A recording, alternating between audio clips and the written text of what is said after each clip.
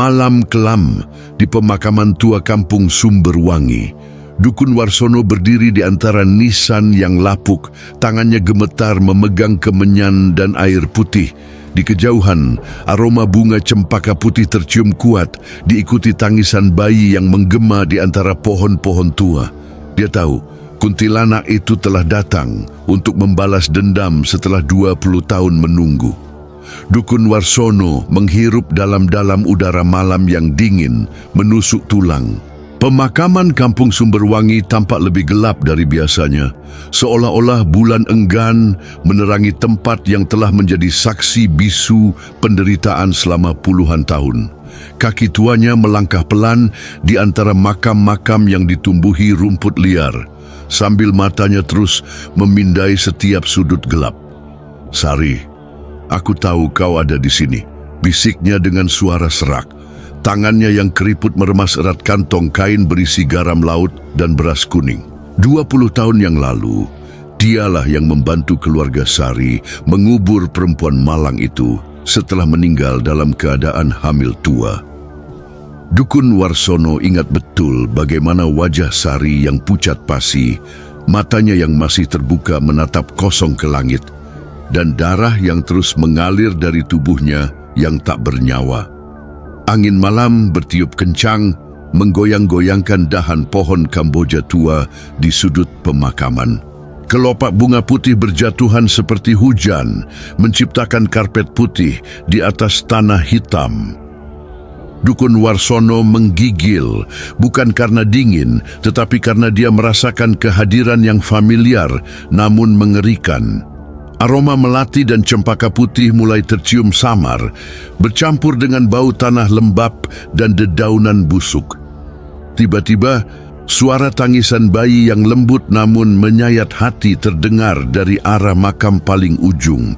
Tangisan itu naik turun, seperti lagu pengantar tidur yang terdistorsi, menciptakan harmoni menyeramkan dengan suara jangkrik malam. Dukun Warsono menelan ludah dengan susah payah. Dia tahu persis dari mana suara itu berasal, dan dia tahu bahwa pertarungan yang sudah lama ditakutkannya akhirnya akan dimulai malam ini.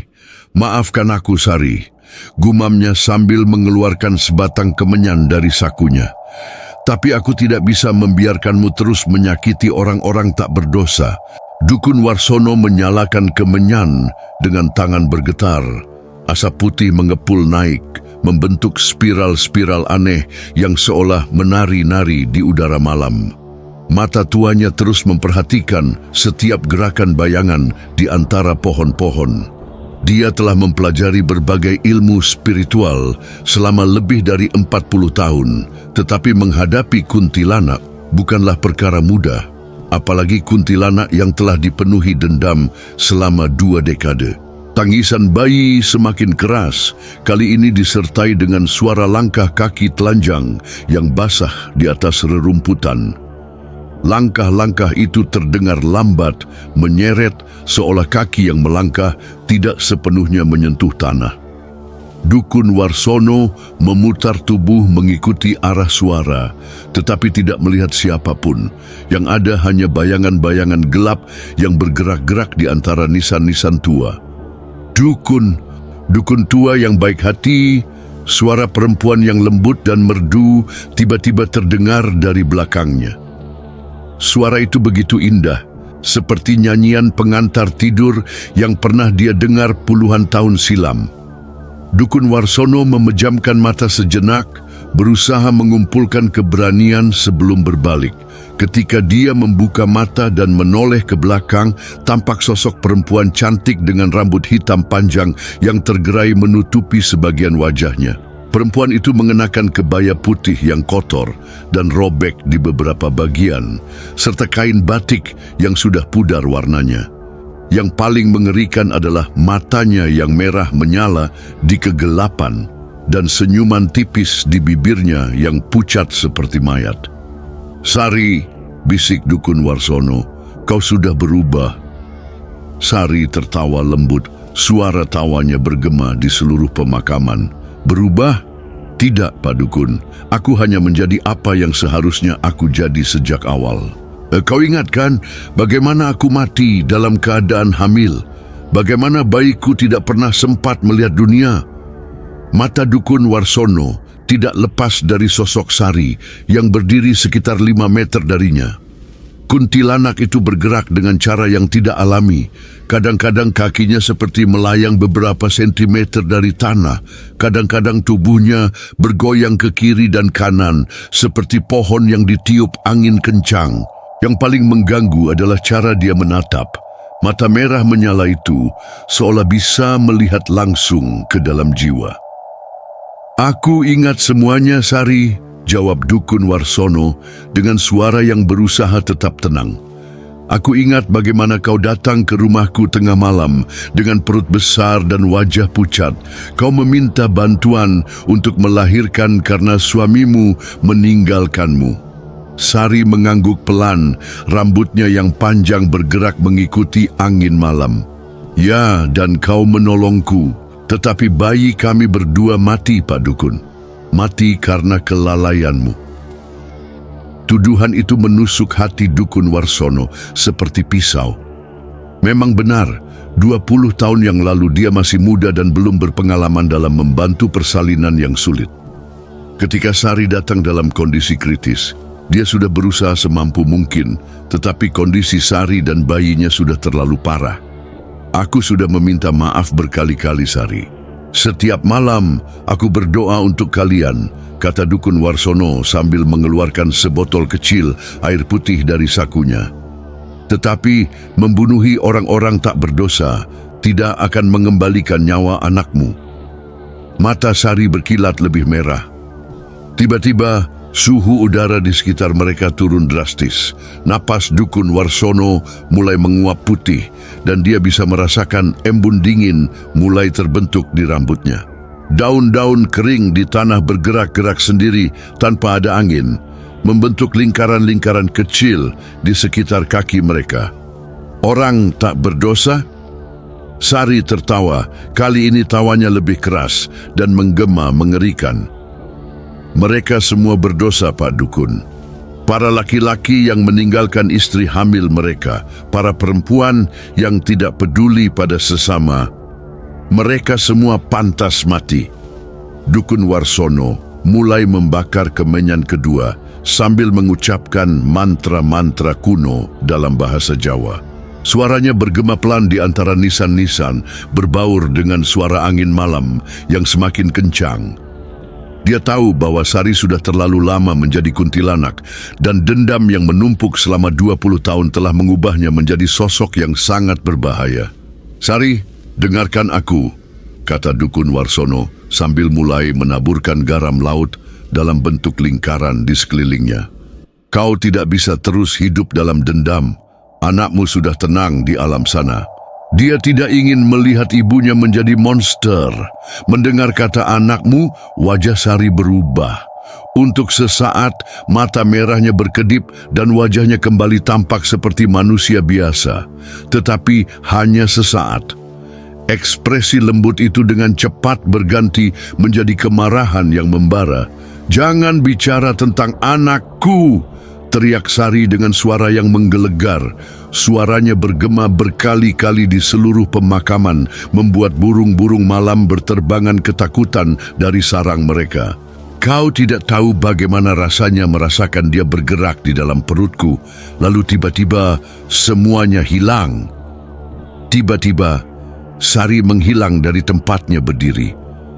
Dukun Warsono menoleh ke kiri dan kanan dengan panik, tetapi tidak melihat siapapun. Yang terasa hanya hembusan angin dingin yang datang dari segala arah, disertai aroma bunga cempaka yang semakin menyengat. "Di mana kau, Sari?" tanyanya sambil terus memegang botol air putih dengan erat. Tawa Sari terdengar dari atas. Dukun Warsono mendongak dan melihat sosok Sari berdiri terbalik di dahan pohon Kamboja. Rambutnya menjuntai ke bawah seperti tirai hitam. Mata merahnya menatap ke bawah dengan tatapan penuh kebencian. "Aku di mana-mana, Pak Dukun," bisik Sari. Suaranya terdengar seperti datang dari segala arah. "Aku adalah malam. Aku adalah bayangan. Aku adalah jeritan dalam mimpi burukmu.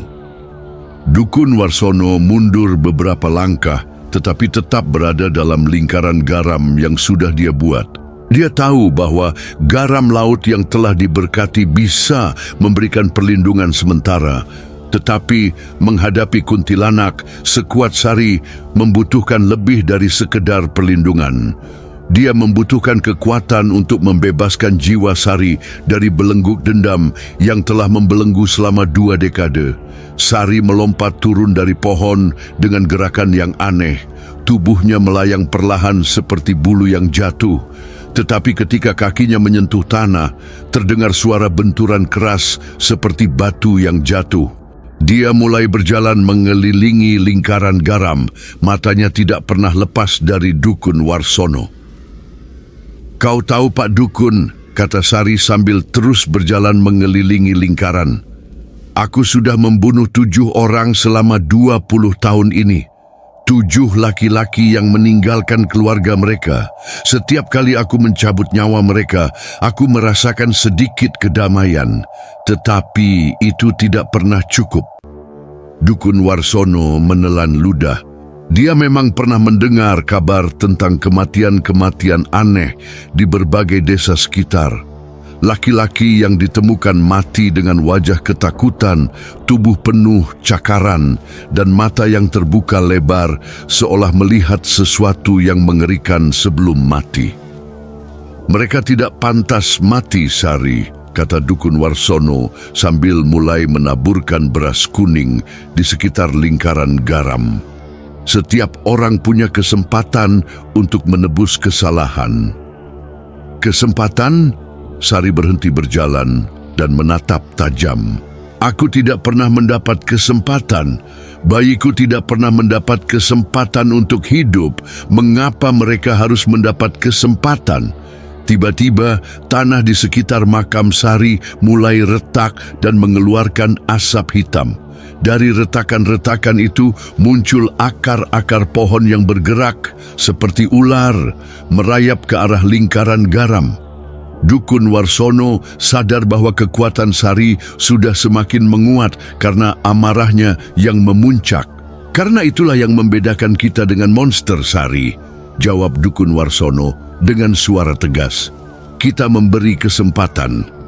Akar-akar hitam yang muncul dari tanah mulai menyentuh lingkaran garam, dan begitu bersentuhan, terdengar suara mendesis keras seperti air yang disiram ke api panas.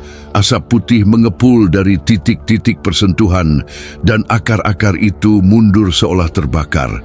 Tetapi Dukun Warsono tahu bahwa perlindungan garamnya tidak akan bertahan lama menghadapi kekuatan sebesar ini.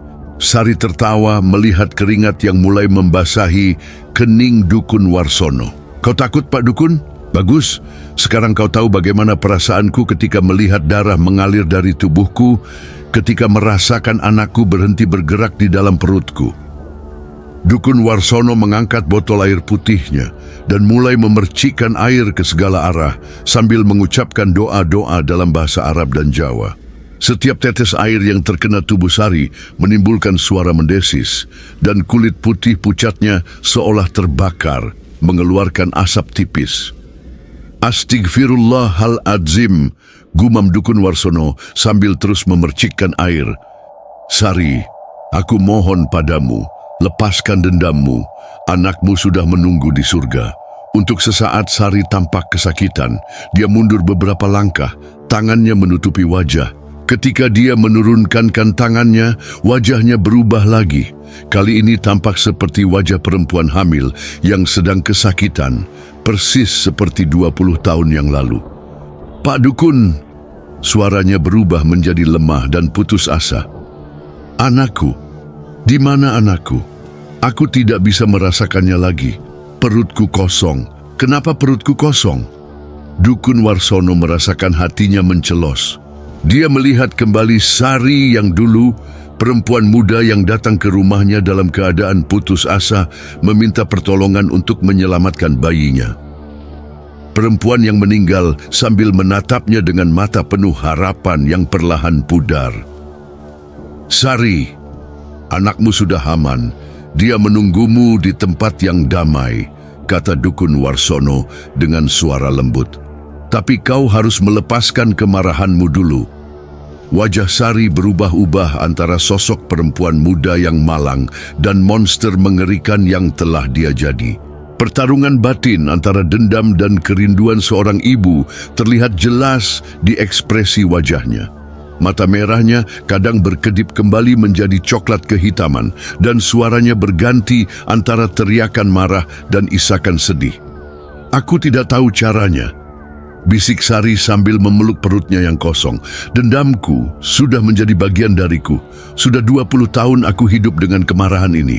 Bagaimana aku bisa melepaskannya? Dukun Warsono perlahan melangkah keluar dari lingkaran garamnya, mengambil risiko untuk mendekat ke Sari. Dia tahu ini berbahaya, tetapi dia melihat celah. Saat-saat di mana Sari kembali menjadi manusia, bukan monster. Dengan mengingat cinta, bukan kebencian, kata Dukun Warsono sambil mengulurkan tangannya. Ceritakan padaku tentang anakmu. Bukan tentang bagaimana dia mati, tetapi tentang bagaimana kau mencintainya ketika dia masih hidup di dalam kandunganmu. Mata Sari mulai berkaca-kaca. Dia sering menendang ketika aku menyanyikan lagu pengantar tidur. Aku bisa merasakan dia bergerak ketika mendengar suara ayahnya. Suaranya putus, tapi ayahnya meninggalkan kami. Tapi kau tidak meninggalkannya, kata Dukun Warsono. Bahkan dalam keadaan sekarat, kau masih mencintainya. Itulah yang membuatmu menjadi ibu sejati. Tiba-tiba angin kencang bertiup di pemakaman. Daun-daun kering berputar-putar membentuk pusaran di sekitar mereka.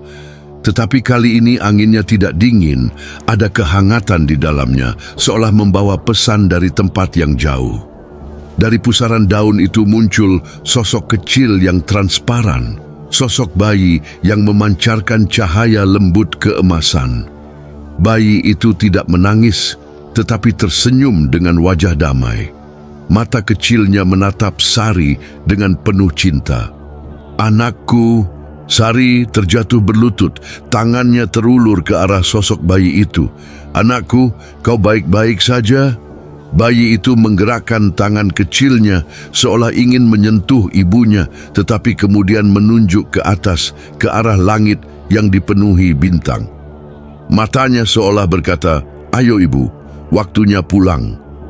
Air mata mengalir deras dari mata Sari, dan setiap tetes air mata yang jatuh ke tanah menimbulkan cahaya kecil seperti kunang-kunang. Perlahan, tubuhnya yang pucat mulai bercahaya dengan sinar keemasan yang sama dengan bayinya. Kuku-kuku panjang dan tajam di tangannya mulai memendek dan kembali normal. Mata merahnya perlahan berubah kembali menjadi coklat. "Maafkan ibu, sayang," bisik Sari sambil mengulurkan tangannya ke arah bayinya. "Ibu terlalu lama marah. Ibu lupa bahwa kau sudah menunggu ibu di tempat yang indah." Sosok bayi itu tersenyum lebih lebar dan mulai melayang naik perlahan ke langit. Sari berdiri mengikuti gerakan anaknya. Tubuhnya juga mulai melayang. Kebaya putih yang kotor mulai berubah menjadi bersih dan bercahaya, rambutnya yang kusut menjadi rapi dan berkilau. Dukun Warsono berdiri memperhatikan transformasi yang menakjubkan ini. Setelah 20 tahun menjadi kuntilanak yang dipenuhi dendam, Sari akhirnya menemukan kedamaian. Tetapi dia tahu bahwa ini belum selesai.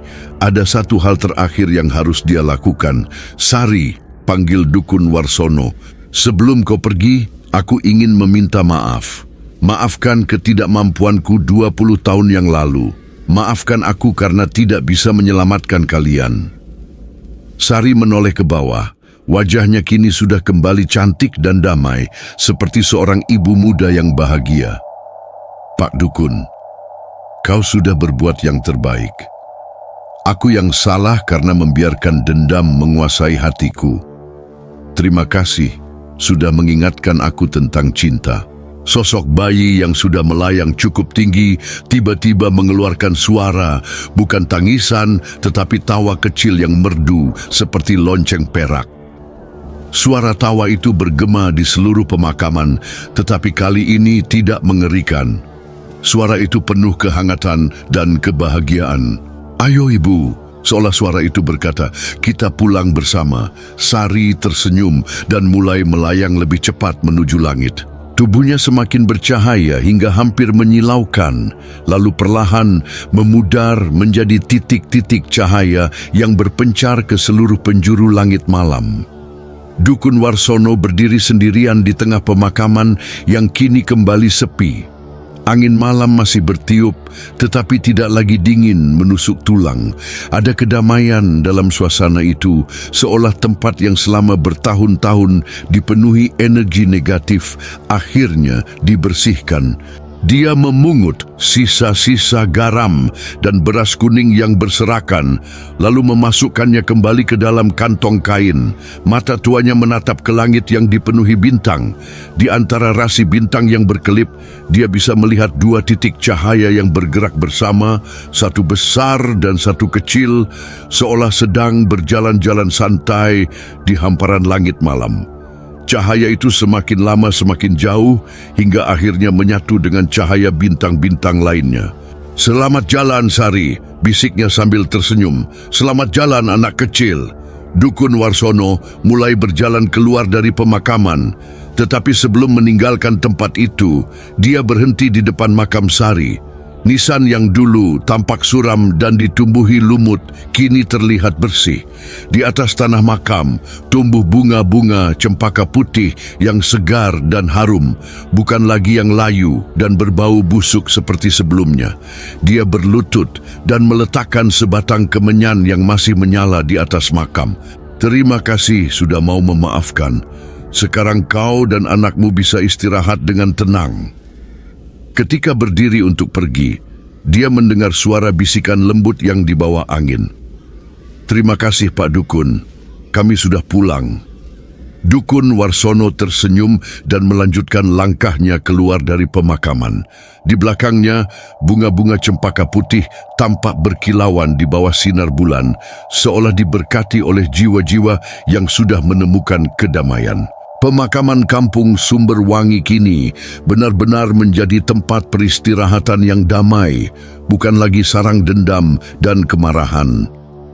Saat matahari mulai terbit di ufuk timur, penduduk kampung akan menemukan bahwa teror yang selama bertahun-tahun menghantui mereka akhirnya berakhir.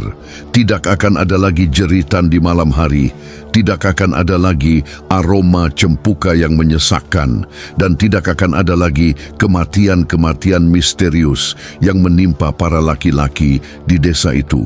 3 hari setelah malam itu, Dukun Warsono duduk di beranda rumahnya sambil menyeruput teh hangat. Pagi yang cerah dengan udara segar menggantikan suasana mencekam yang selama ini menyelimuti kampung. Burung-burung berkicau riang di pohon-pohon sekitar, dan anak-anak kembali bermain di halaman tanpa rasa takut. Pak Suroto, kepala kampung, datang menemui Dukun Warsono dengan wajah penuh syukur. "Pak Dukun, bagaimana bisa? Sudah 3 malam ini tidak ada lagi suara-suara aneh. Para istri tidak lagi takut membiarkan suami mereka keluar malam." Dukun Warsono hanya tersenyum sambil menatap ke arah pemakaman yang tampak dari kejauhan. "Arwah yang gelisah sudah menemukan kedamaian, Pak Suroto. Kadang-kadang yang mereka butuhkan bukan pengusiran, tetapi pengertian." "Maksud Bapak?" "Kuntilanak itu dulunya adalah Sari, perempuan muda yang meninggal dalam keadaan hamil 20 tahun lalu," jelasnya sambil meletakkan cangkir teh. "Dia terjebak dalam dendam karena merasa tidak ada yang peduli pada penderitaannya. Tapi ketika dia ingat cintanya pada anaknya, dendam itu hilang dengan sendirinya." Pak Suroto mengangguk-angguk sambil memperhatikan wajah tenang Dukun Warsono. "Jadi Bapak tidak mengusirnya tetapi membantu dia mengingat?" Begitulah, setiap arwah yang gelisah memiliki cerita. Tugas kita bukan selalu mengusir, tetapi kadang-kadang mendengarkan dan membantu mereka menemukan jalan pulang. Sore harinya, Dukun Warsono berjalan-jalan ke pemakaman untuk memastikan semuanya baik-baik saja. Yang ditemukannya sungguh menakjubkan. Tidak hanya makam Sari yang ditumbuhi bunga cempaka putih yang indah, tetapi seluruh pemakaman kini tampak lebih hidup dan terawat. Bunga-bunga liar bermekaran di mana-mana, rumput tumbuh hijau dan segar, dan atmosfernya tidak lagi menyeramkan. Di makam Sari, dia menemukan sebuah keajaiban kecil, sebuah bunga cempaka putih yang berbentuk seperti bayi yang sedang tidur, dengan kelopak-kelopak yang tersusun rapi seperti selimut kecil. Dukun Warsono tersenyum, mengerti bahwa ini adalah tanda bahwa Sari dan anaknya benar-benar sudah bersama di alam yang damai. Beberapa minggu kemudian, pemakaman Kampung Sumberwangi berubah menjadi tempat yang berbeda sama sekali. Yang dulu menjadi tempat angker yang dihindari penduduk, kini menjadi taman yang indah, di mana keluarga-keluarga datang untuk mendoakan leluhur mereka dengan tenang. Bunga-bunga cempaka putih di makam Sari menjadi terkenal sebagai bunga ibu dan anak. Dan banyak perempuan hamil yang datang ke sana untuk berdoa agar persalinan mereka lancar. Dukun Warsono sering didatangi orang-orang dari desa-desa lain yang mengalami gangguan makhluk halus. Tetapi setelah pengalaman dengan Sari, pendekatannya berubah. Dia tidak lagi langsung melakukan pengusiran, tetapi lebih dulu berusaha memahami apa yang membuat arwah-arwah itu izis. Setahun setelah pertarungan di pemakaman, kehidupan Dukun Warsono berubah total. Dia tidak lagi dikenal sebagai pengusir setan, tetapi sebagai penyembuh jiwa yang gelisah. Dari berbagai penjuru Jawa, orang-orang datang membawa cerita tentang gangguan makhluk halus yang tidak bisa diatasi dengan cara-cara konvensional. Setiap kasus yang dia tangani selalu dimulai dengan pertanyaan yang sama. Ceritakan padaku tentang sejarah tempat ini. Siapa yang pernah menderita di sini? Malam ini, Dukun Warsono kembali duduk di pemakaman Kampung Sumberwangi, tetapi bukan lagi dengan ketakutan. Dia datang untuk berdoa dan berterima kasih pada Sari yang telah mengajarkan dia pelajaran paling berharga dalam hidupnya. Bahwa di balik setiap monster ada cerita kemanusiaan yang terluka. Di makam Sari, bunga-bunga cempaka putih tumbuh semakin lebat dan indah. Penduduk setempat percaya bahwa bunga-bunga itu memiliki kekuatan penyembuhan bagi para ibu hamil dan anak-anak yang sakit. Setiap bulan, ada ritual sederhana di mana para ibu datang untuk berdoa dan meminta perlindungan untuk keluarga mereka. Terima kasih, Sari, bisik Dukun Warsono sambil meletakkan kemenyan di atas makam yang kini dipenuhi bunga harum. Kau telah mengajarkan aku bahwa cinta selalu lebih kuat dari dendam. Angin malam bertiup lembut, membawa aroma cempaka yang menenangkan. Di kejauhan terdengar suara tangisan bayi. Bukan tangisan yang menyeramkan seperti dulu, tetapi tangisan bayi sehat yang baru lahir dari rumah warga yang sedang melahirkan. Dukun Warsono tersenyum. Lingkaran kehidupan terus berlanjut. Dan kini dia memahami perannya bukan sebagai pejuang yang melawan kegelapan, tetapi sebagai jembatan yang menghubungkan dunia orang hidup dan orang mati dengan cinta dan pengertian. Kisah Dukun Warsono dan Kuntilanak Sari mengingatkan kita bahwa di balik setiap monster ada luka yang membutuhkan pengertian. Cinta sejati bisa mengalahkan dendam terdalam. Jika cerita horor penuh makna ini memberikan pelajaran berharga, jangan lupa like dan subscribe untuk kisah-kisah supernatural Indonesia lainnya yang akan menyentuh hati.